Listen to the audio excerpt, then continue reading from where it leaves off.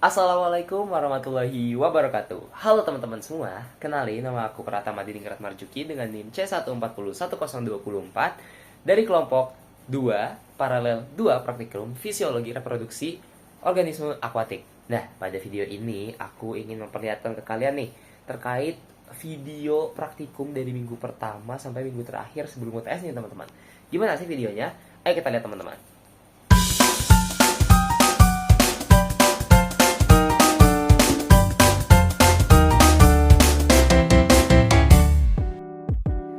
Assalamualaikum warahmatullahi wabarakatuh. Halo teman-teman semua, kenalin nama aku Pratama Diningrat Marjuki. Aku berasal dari kelompok 2 praktikum FISREP paralel 2. Dan di video ini aku mau kasih tunjuk ke kalian tentang hasil praktikum kita tadi nih, tentang ciri organ reproduksi sekunder dan primer serta anatomi ikan subkelas Teleostei. Oke, ini videonya. Dadah, selamat menyaksikan ya.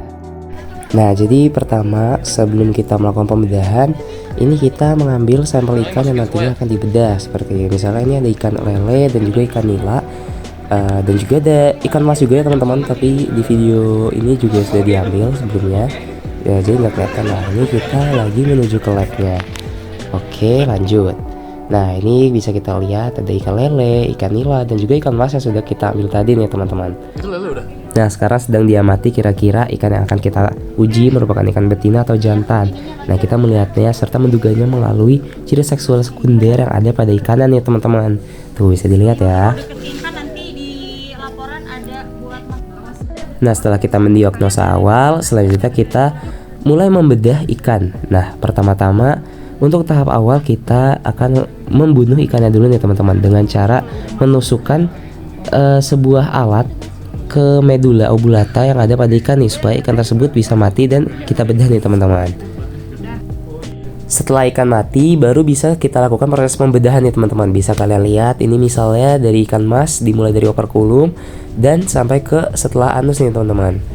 Lalu di sini juga ada ikan lele yang bisa kita lihat sedang dibedah. Ini juga masih sama teman-teman, serangkaian pembedahan dari ikan mas. Ini merupakan situasi kondisi saat membedah dari ketiga ikan, yaitu lele, nila, dan juga ada ikan mas teman-teman. Nah, ini merupakan pada ikan lele, sudah nampak gonadnya dan sedang mengidentifikasi kira-kira itu ovarium atau testis nih teman-teman.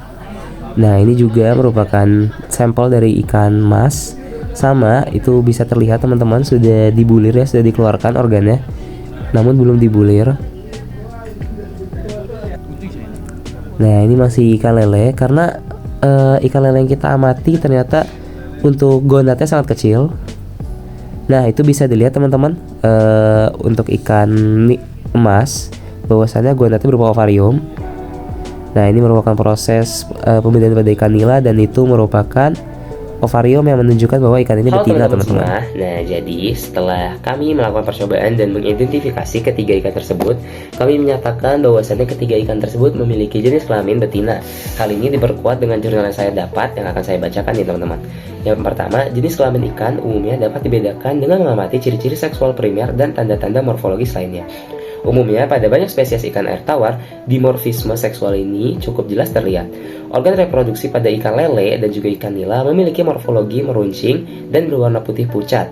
Itu untuk yang jantan. Sebaliknya, morfologi organ reproduksi betina cenderung membulat dengan warna kemerahan. Nah, perbedaan juga terlihat pada ikan emas, di mana karakter morfologi yang membedakan antara jantan dan betina adalah postur tubuhnya. Nah, bisa kita lihat tadi ikan emas yang kita dapatkan juga postur tubuhnya itu menunjukkan karakteristik dari ikan betina nih. Ikan jantan memiliki badan yang relatif langsing, sedangkan ikan betina memiliki badan yang lebih pendek dengan bentuk membulat. Arifin et al. 2017. Nah, hal tersebut sesuai ya dengan karakteristik dari ikan mas yang kita dapatkan nih. Nah, hal itu juga diperkuat nih teman-teman untuk ikan nila. Ikan nila menunjukkan dimorfisme seksual yang jelas, khususnya pada karakteristik organ kelamin. Yang jantan memiliki papila urogenital tunggal yang berbentuk meruncing dan berfungsi ganda untuk mengeluarkan sperma dan urin. Ketika dilakukan stimulasi, organ yang jantan ini mengeluarkan cairan seminal berwarna putih kental.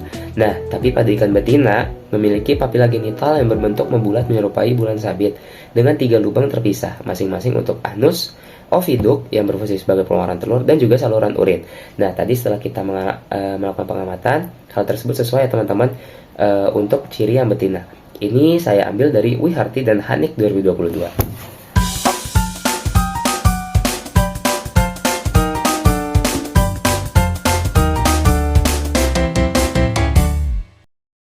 Halo teman-teman semua, nah kurang lebih di video kali ini sama seperti minggu lalu, akan tetapi hewan yang kita uji ini merupakan hewan avertebrata atau invertebrata, dengan organismenya itu ada udang, lobster air tawar, dan juga kepiting ya teman-teman. Disaksikan ya. Nah, jadi organisme pertama yang kita analisa merupakan udang Panama nih. Kita lagi nyari nih perbedaan antara udang jantan dan juga udang betina. Gimana sih cara ngebedainnya? Jadi di sini aku ada jurnal dari Tiana et al 2024 yang menyatakan lubang pengeluaran gamet jantan yakni gonopor terletak di bagian sternal dan memiliki organ reproduksi jantan yaitu petasma yang terdapat pada kaki renang atau pleopod pertama. Sedangkan untuk yang betina ini dia itu punya organ reproduksi namanya telikum sebagai tempat penerima sperma. Posisinya itu berada di sternum antara pangkal pasangan kaki jalan keempat dan kelima. Nah, bisa dilihat ya, dan pada akhirnya setelah diidentifikasi mendapatkan 2 jantan dan juga 1 betina. Krustasea berikutnya yang dianalisa merupakan kepiting, terutama kepiting berjenis kepiting bakal. Nah, di sini kalau di video kita bisa lihat aku dan teman-teman aku sedang melihat perbedaan ciri itu dari abdomennya. Nah, di sini aku punya jurnal yang menyatakan bahwasannya bentuk abdomen cenderung segitiga dengan ujung meruncing, ruas surasnya sempit, dan permukaan bagian dalamnya relatif datar merupakan ciri khas dari kepiting jantan. Sebaliknya, abdomen betina berbentuk lebih lebar dan membulat menyerupai stupa, dengan ruas yang lebih luas dan permukaan dalam yang tampak lebih melengkung ke dalam. Lutia et al 2024. Nah, hasilnya ini sesuai ya dengan apa yang kita amati. Bahwasannya kalau yang di jantan dia lebih meruncing, sedangkan yang di betina itu lebih lebar nih teman-teman. Nah, lanjut berikutnya di sini ada lobster air tawar nih. Nah, buat mengidentifikasi lobster air tawar, kita tuh bisa membedakannya misalnya dari capitnya. Kalau misalnya ada warna merah, itu dia jantan ya teman-teman. Sedangkan kalau misalnya nggak ada, dia itu betina. Dan warna si jantan itu jelas lebih terang ya teman-teman ya. Nah, di sini aku sama teman-teman aku juga mengidentifikasi mana jantan dan betina. Mungkin di sini aku punya jurnal yang mendukung bahwasannya mereka ini punya perbedaan nih. Kalau misalnya karakter seksual betina itu berupa lubang reproduksi yang terletak di dasar pasangan kaki ketiga dari arah ekor, yang berperan sebagai organ kelamin dan saluran pengeluaran telur. Ini dari Ionin et al tahun 2017. Nah, buat nama organ reproduksinya kurang lebih sama seperti udang. Untuk yang jantan itu namanya petasma, dan juga untuk yang betina itu namanya telikum.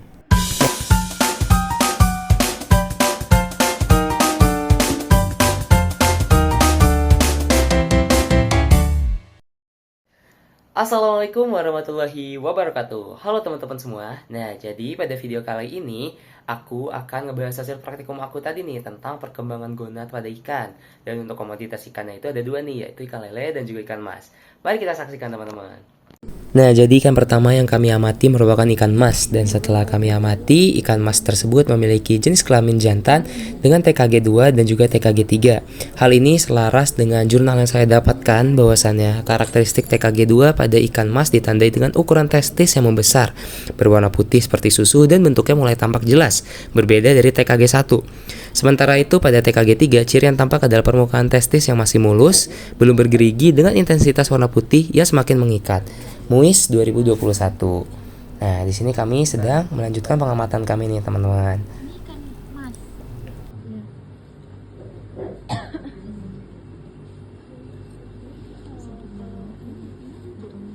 Ikan berikutnya yang kami amati merupakan ikan lele. Terdapat 3 ikan lele di sini, dan berdasarkan hasil identifikasi bahwasannya pada ikan lele tersebut memiliki 2 jenis betina dan juga 1 jenis yang jantan. Untuk yang betina masing-masing memiliki TKG 4 dan juga TKG 3, dan yang untuk jantan memiliki TKG 1. Berdasarkan hasil pengamatan kami untuk ikan lele jantan mendapatkan TKG 1 juga didukung oleh jurnal yang saya dapatkan dari Mantai Borbir 2022 yang menyatakan gonad ikan lele yang masih berada pada TKG 1 menunjukkan warna keabu-abuan serta tampak transparan. Apabila diamati terlihat seperti benang. Hal tersebut sesuai dengan yang kami amati sehingga kami menyatakan seperti itu. Nah, berikutnya kami mengamati dari keberadaan telur ikan lele betina menggunakan teknik kanulasi. Jadi saya memiliki jurnal dari Irawan dan Sirodiana 2017 yang menjelaskan apa sih tentang teknik kanulasi ini. Jadi teknik kanulasi merupakan metode pengambilan sampel telur dari dalam gonad dengan cara menyedotnya menggunakan selang kecil yang bernama kateter yang dimasukkan melalui lubang genitalia atau urogental. Nah, sampel yang didapatkan selanjutnya dianalisis untuk mengukur diameter serta menilai tingkat keseragaman ukuran telur.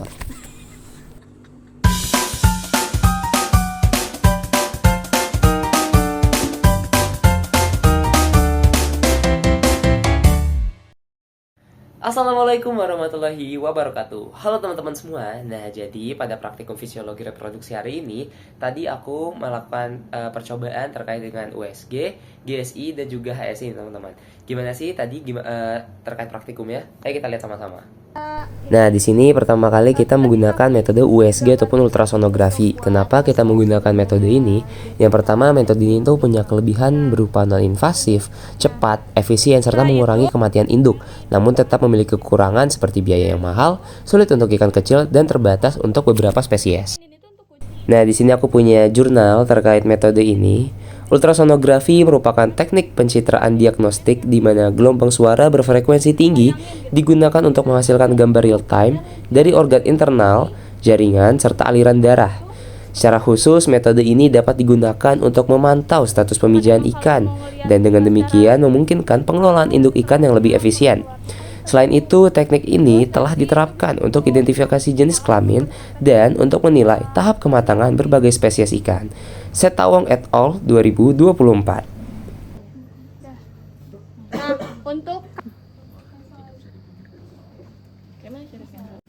Nah, setelah tadi kita sudah melakukan metode USG yang dilaksanakan di PBI 3, saya bersama teman-teman saya pergi ke lab MST untuk melakukan pembedahan nih, di mana kita ingin melihat parameter GSI, HSI, dan juga nanti di akhir kita melakukan penjahitan nih. Nah, jadi untuk awal-awal seperti biasa kita melakukan pembedahan untuk melihat gonadnya nih, supaya nanti kita bisa memperhitungkan GSI-nya.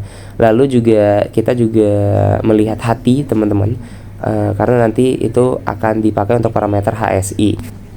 Oke, kita lanjut dulu. Nah, bagaimana sih rumus perhitungan dari HSI dan juga GSI ini?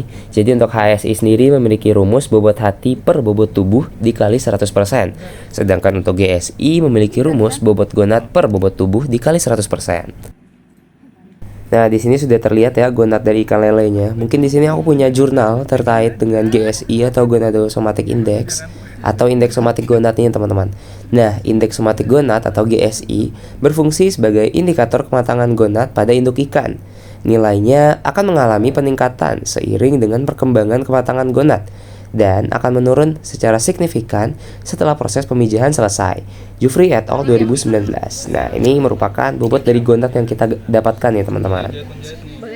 Pembedahan dilakukan untuk melihat hati ikan ya, teman-teman. Nah, di sini aku punya jurnal yang menyatakan hati merupakan organ multifungsi pada ikan yang berkontribusi dalam proses vitalogenesis, metabolisme, baik itu pembentukan maupun pemecahan senyawa, serta penetralan racun.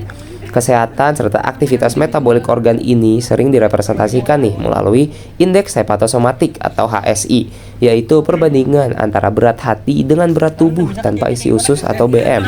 HSI dikenal luas sebagai indikator kondisi yang efektif untuk memperkirakan cadangan energi dalam tubuh ikan.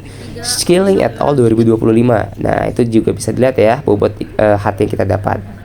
Lalu terakhir di sini saya dan juga teman-teman saya melakukan penjahitan pada ikan yang tadi kita amati.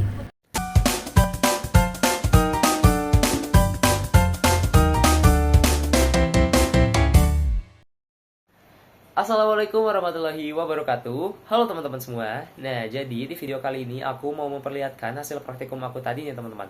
Nah, praktikum ini merupakan kelanjutan dari praktikum sebelumnya terkait HSI, GSI, dan juga USG nih, teman-teman. Nah, tapi pada praktikum kali ini kita lebih berfokus kepada fekunditas dan juga diameter telur ikan lele, teman-teman. Bagaimana sih videonya? Mari kita saksikan, teman-teman. Nah, praktikum diawali dengan menimbang bobot gonad ikan yang minggu kemarin sudah kita ambil. Nah, bobot ikan ditimbang lalu nanti dipisah ya, teman-teman, untuk kelompok 1 dan juga kelompok 2. Bisa dilihat lalu di sini setelah ditimbang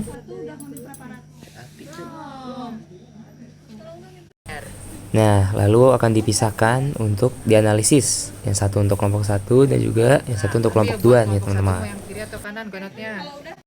Gonat ikan yang sudah ditimbang selanjutnya dipotong nih teman-teman. Nah, bagian yang dipotong itu ada bagian posterior, tengah, dan juga anterior. Ya, nanti masing-masing dari bagian tersebut akan diambil dari telurnya, yang nanti akan juga ditimbang beratnya ya teman-teman. Nah, ini merupakan hasil telur yang dipisahkan dari ketiga bagian yang tadi dipotong. Nah, telur ini harus berukuran 1 gram ya nanti teman-teman ya. Dari ketiga bagian itu dicampurkan, ditimbang, harus berukuran 1 gram. Dan alhamdulillah kelompok kami langsung mendapatkan ukuran 1 gram dalam percobaan pertama.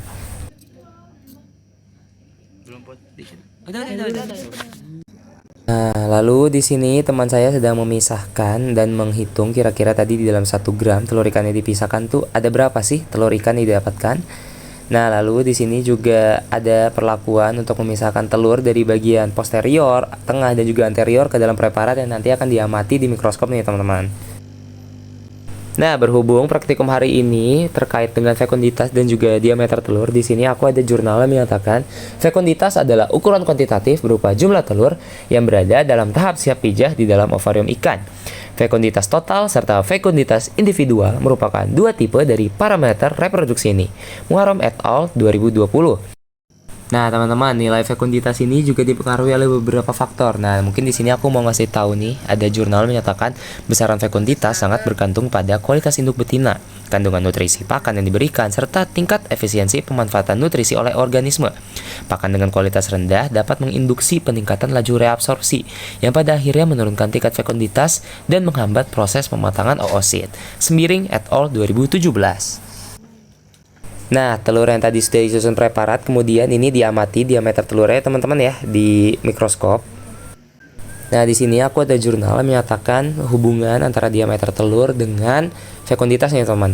Jadi, nilai dari fekunditas telur dan juga diameter telur itu tidak berbanding lurus ya teman-teman. Di jurnal ini dinyatakan diameter telur ikan yang semakin kecil berarti fekunditasnya akan semakin besar. Sedangkan diameter telur ikan yang lebih besar, maka fekunditasnya akan semakin kecil ya teman-teman. Dari Tondang et al. 2019. Nah, oke, kita lanjut terkait pengamatannya. Nah, nanti kalau pengamatannya sudah selesai, kita mengolah data nih teman-teman. Nah, di sini bisa dilihat aku dan temanku sedang mengolah data yang ada di Excel nih teman-teman. Mungkin sekian terkait video hari ini. Terima kasih telah menyaksikan. Wassalamualaikum warahmatullahi wabarakatuh. Sampai jumpa di video praktikum selanjutnya.